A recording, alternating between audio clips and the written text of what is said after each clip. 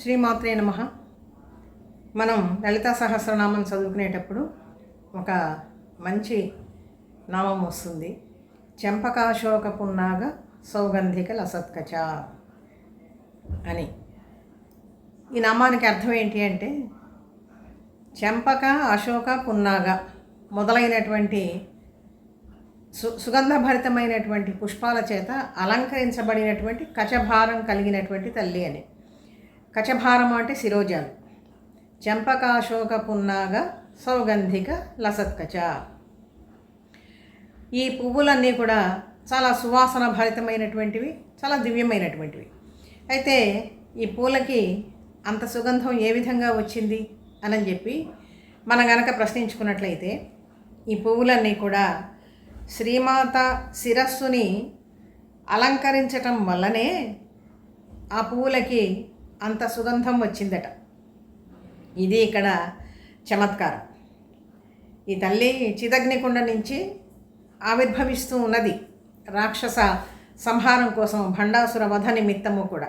ఆ యజ్ఞం చేసేటువంటి వాడు మహాదేవుడు. సర్వదేవతా శక్తులన్నీ కూడా ఆ చిదగ్నికుండంలో ఆహుతి చేయబడ్డాయి.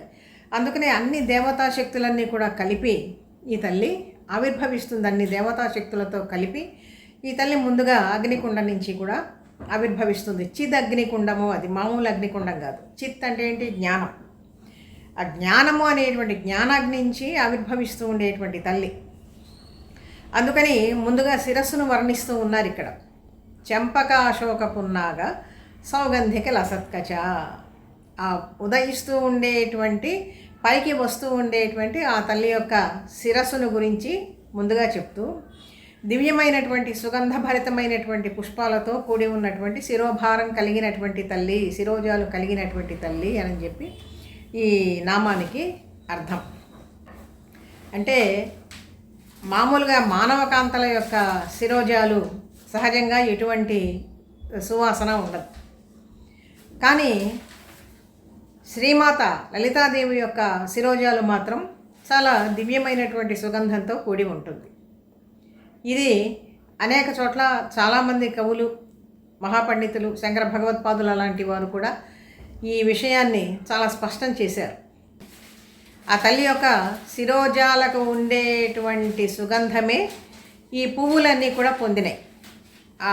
ఆమె శిరస్సుని అలంకరించటం వల్ల చెంపకములు, అశోకములు, పున్నాగములు మొదలైనటువంటి దేవజాతికి చెందినటువంటి పువ్వులకి అంత సువాసన ఎలా వచ్చింది అంటే, ఆ లలితాదేవి యొక్క శిరోజాలకు ఉండేటువంటి సుగంధం ఈ పువ్వులకి కూడా వచ్చింది. అంటే కేవలం అక్కడ శిరోజాల సంపర్కం మాత్రమే. ఇదే విషయాన్ని సౌందర్య లహరిలో కూడా శంకరులు మనకి ఒక శ్లోకంలో చెప్తారు. ఆ శ్లోకం ఏంటో ఒకసారి మనం తెలుసుకుందాము. ధునోతుధ్వాంతం నస్తులిత దళితేందీవరవనం ఘనస్నిగ్ధశ్లక్ష్ణం చికుర నికురంబం తవ శివే యదీయం సౌరభ్యం సహజముపలబ్ధం సుమనసో వసన్యస్మిన్ మన్యే వలమధనవాటి విటపినా. ఈ శ్లోకానికి ఉండేటువంటి అర్థం ఏంటి అంటే, చాలా నల్లగా దట్టంగా ఉండేటువంటి ఆ దేవి యొక్క శిరోజాలు మా యొక్క అజ్ఞానాన్ని పోగొట్టుగాక అని అర్థం. ధునోతు ధ్వాంతం. ధ్వాంతం అంటే చీకటి. ఆ తల్లి యొక్క శిరోజాలు చాలా నల్లగా దట్టంగా గొప్పగా ఉన్నాయి. ఇటువంటి నల్ల కలువల సమూహంలాగా ఉండేటువంటి ఆ తల్లి యొక్క శిరోజాలు మాలో జన్మ జన్మల నుంచి పేరుకుని ఉండేటువంటి అజ్ఞానము అనేటువంటి చీకటిని పోగొట్టుగాక అని చెప్పి ఈ శ్లోకానికి ఉండేటువంటి అర్థం. దేవేంద్రుని యొక్క నందనోద్యానవనంలో ఉండేటువంటి దివ్య కుసుమాలన్నీ కూడా అంత సుగంధం ఎలా వచ్చింది అంటే, నీ కేశపాసం వల్ల వచ్చినాయి, అంత సుగంధం వాటికి అబ్బింది అని చెప్పి ఈ శ్లోకానికి ఉండేటువంటి అర్థం అన్నమాట. కాబట్టి ఇంతేకాకుండా ధూర్జటి మహాకవి కాళహస్తి మహాత్మ్యము అని చెప్పి ఒక మంచి గ్రంథం రాశారు. అందులో కూడా నత్కీరుడు కథ అనేటువంటి ఒక వృత్తాంతంలో సాక్షాత్తుగా ఈశ్వరుడే పార్వతీదేవి యొక్క శిరోజాలు సహజ సుగంధ బంధురంగా ఉంటాయి అని చెప్పి ఒక పద్యాన్ని రాసి పంపిస్తారన్నమాట నత్కీరుడు అనేటువంటి ఒక కవి చేత.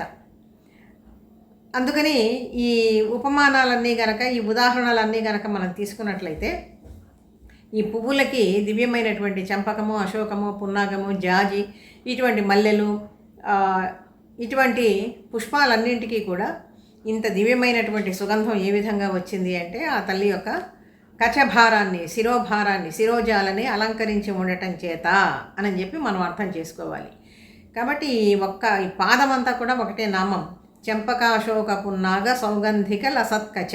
చెంపక, అశోక, పున్నాగ మొదలైనటువంటి పువ్వుల చేత, పువ్వుల యొక్క సుగంధము వలన లసత్ ప్రకాశిస్తూ ఉండేటువంటి కచ అంటే శిరోజాలు కలిగినటువంటి శ్రీమాతకు నమస్కారము అని చెప్పి అర్థం. ఈ విధంగా లలితా సహస్రనామంలో ప్రతి నామానికి, ప్రతి శ్లోకానికి కూడా చాలా విశేషమైనటువంటి అర్థం ఉంటుంది.